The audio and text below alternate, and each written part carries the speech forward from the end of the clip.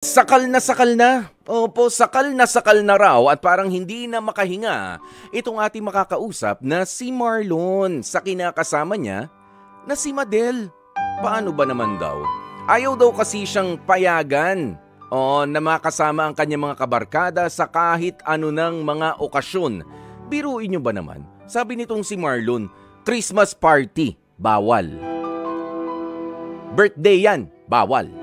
Binyagan, bawal. Kasalan, bawal. Baka pati sa burulan, bawal makikiramay. Ayan sa mga simpleng inuman lang, bawal din. Pero kasi ganito pala, ang depensa raw ng kinakasama ni Marlon na si Madel, naghigpit lang daw siya kasi dahil mismong ito palang si Marlon ay may history ng panloloko kay Madel. Pero si Marlon sabi niya hindi naman na raw talaga naulit yung panloloko niya niyang yun sa kanyang live-in partner na si Madel. Gaano na nga ba katagal na napapatunayan yan, Marlon? Kaya naman kausapin na natin mula sa Pasig, 35 years old. Paring Marlon, magandang tanghali sa'yo. Magandang tanghali, Kuya Boy. Oo, Marlon, gaano na kayo katagal na magka-live-in ni Madel? Mga 5 to 6 years na po. Meron na ba kayong mga anak? Wala pa po. Wala pa naman. Okay. Pwede mo ba kaming kwentuhan ng bahagya dun sa pagkakamali na nangyari diyan sa relationship ninyo ni Madel na hanggang ngayon tuloy meron nang long-term effect. Hindi ka na makalabas, hindi mo na makasama yung mga tropa mo at bakit sa lahat na ba ng mga imbitasyon ng mga kaibigan mo hindi ka na pwedeng pumunta? Sabi ni Madel. Opo, Kuya po social life ko talagang wala na kahit pag nayaya ako ng barkada, di pa ako tapos magpaalam. No, nakagad Oo. Ibubuga mo pa lang. Oo. Nga pala, sabi ni, hindi pwede. Nakaganon na. Alam na Oo. Si paring hindi pwede. Ganun na. Barado na agad kay Madel. Pero, kailan ba nangyari itong sinasabi mo nga, aminado ka naman, na hindi ka naging tapat fully kay Madel sa loob ng inyong relationship? Sige nga. Last year, sa text lang naman po yung Kuya Boy. Wala sa akin na wala naman po talagang yun. Hindi naman talagang nag-cheat ako sa kanya or something. Talagang ayaw lang pong maniwala sa sinasabi ko. Tapos yun na po. Lahat ng talagang hindi na ako pwedeng lumabas o pumunta sa mga barkada ko. Putol ang putol ang kaligayahan kasama ang mga kaibigan. Bakit? May kinalaman ba yung mga barkada mo noon? O ikaw ba ay natukso na, sige nga pare, diskartehan mo to. O kaya ligawan mo, ito number. Di ba may mga ganyan minsan sa mga magtotropa? Yun po yung sinasabi niya, ang inisip po kasi niya, parang baka raw nireto sa akin. Parang po, sabi ko yun. Saan mo nga ba? Wala pong paliwanag, wala po. Sarado po yung utak niya. Wala na. Oo. Saan mo nga ba nakilala itong yung ka-text mo from last year? Lang naman po yung Kuya Boy, parang mutual friend lang na hindi naman po talagang parang nag-hello lang ako, parang, pero wala naman talagang nangyari. Pero nag-progress pa yung hindi wala naman talagang kaya lang masyado lang lumalim na ng lumalim.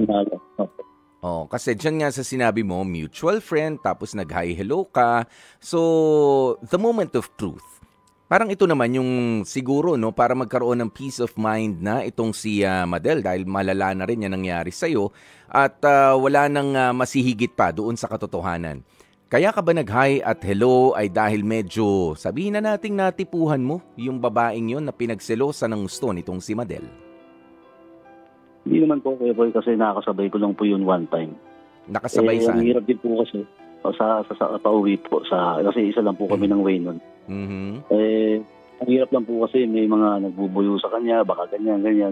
Kaya po lalong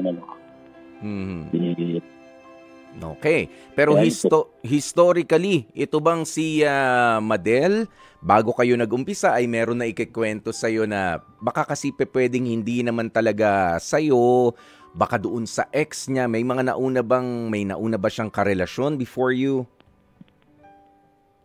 Hindi po ako masyadong nagtanong, pero alam ko po meron din siyang parang ex na ano. Pero hindi po ako nag-usisa about dun eh. Oo, alam mo, mahalaga yan, ano? Hindi lang para sa iyo, Marlon, kundi para din sa mga nakikinig sa atin. Maganda na kahit papaano ay inaalam natin na to the extent na yung mga detalye pa ng pakikipagrelasyon ng ating present partner doon sa iba ay alamin. Pero anong dahilan ng inyong hiwalay? Hindi ka man lang ba nagtanong noon? Kasi kung ang naging dahilan ng hiwalayan nila noon ay dahil sa cheating o dahil sa anong tawag mo dyan, third party, o dahil sa pagchat-chat lang, simpleng pagchat-chat, dapat alam mo na talagang para sa kanya ay matindi yung nagawa mo.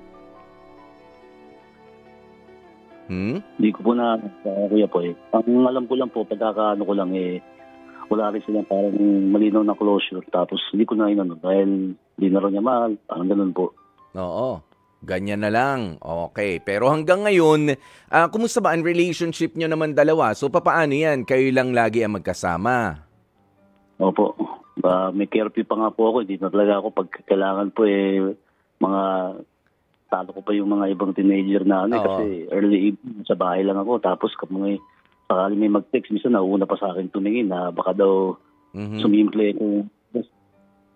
Baka sumimple ka na naman daw ng hi, hello. Ganun ka kamahal nitong si Madel, pero ganun siya kaingat na rin na siya ay lokohin mo. Ayan, pero sana you take it into consideration na kausapin siya. Bakit ka nga ba nagkakaganyan? Ikaw ba ay naiwan dati ng karelasyon mo? Dahil of course, sa isang relationship, hindi naman pwedeng maging in as much as gusto natin na maging perpekto, wala maging problema, magkakaroon ng problema at mga pagsubok din. Oo, pero ano nga ba yung experience noon nung partner mo? Maganda rin na mailabas mo yan sa kanya para alam mo kung saan siya nanggagaling talaga. Pero sa ngayon, tanggapin muna natin ang tawag nitong si Matthew ng Bulacan para sa kanyang astig advice naman para sa iyo, Marlon. Matthew, magandang tanghali sa iyo. Magandang hapon po. O ano bang masasabi mo dito sa ikinikwento ni Marlon? Ako makalagang sa iyo, pre, is lambingin mo lang talaga. Kumbaga, yung tiwala niya is kailangan mabalik yun. Paano ba? Meron ka bang tip? Ayun, bumawi lang siya din. Sincerity na hindi na mauulit. Then, ang tawag dito? Ano? Kumbaga meron sa pangahawakan na hindi mo na talaga ulitin. Parang gano'n. Yan. Sa'yo ba nangyari na to, Matthew? Yung barkada mo na yun. Pero kuya po, ayaw mangyari. Ayaw mo pa mangyari sa'yo, no? Pero dama mo na kailangan talaga ay bumawi ka at yung sinseridad nga. Okay. Patay nang pinakita sa relasyon.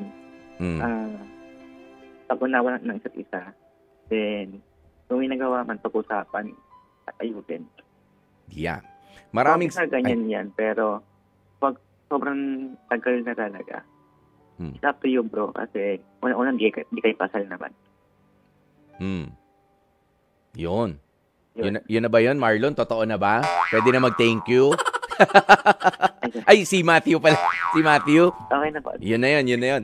Oo. Sana, narinig mo ba yun, Marlon? Yung sinabi ni Matthew? Ha? Opo, kuya po. Ayun. Bawi. Tapos dapat maging sincere ka. O yan, mamaya tatanungin natin kung ano nga ba mga ginagawa rin naman ni Marlon. At matulungan pa natin, masundutan pa natin ng konti. Ano pa ang pwedeng gawin. Sa mga kababaihan, sumagot nga po kayo dito, no? O sa ating astig advice, papaano nga ba makakabawi ang isang lalaki? O nakatulad ni Marlon, mag-iisang taon na, hindi naman daw talaga siya nag-cheat, kundi sabihin nyo na nag-uumpisa. Sige na, nag-uumpisa na nag-high and low. Oo, may ka-textmate ba, ka-chatmate, ganyan.